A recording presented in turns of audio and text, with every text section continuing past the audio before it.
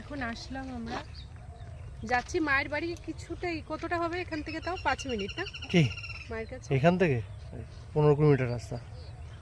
যাই হোক, এসছি মায়ের বাড়িতেই, মায়ের কাছেই যাব। এসছি বলতে কি যাচ্ছি আর কি। তো যেতে যেতে এই রাস্তাটা একটু ভাল লাগলো।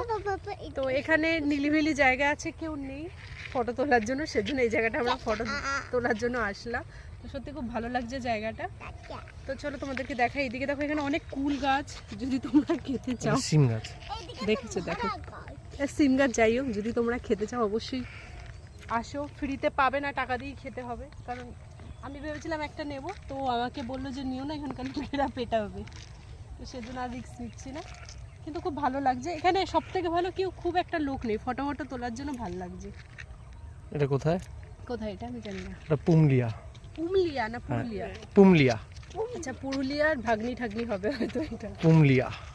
চলো 2-3টা ফটো তুলে নিই, তারপরে অন্ধকার হয়ে গেলে আর তোলা যাবে না।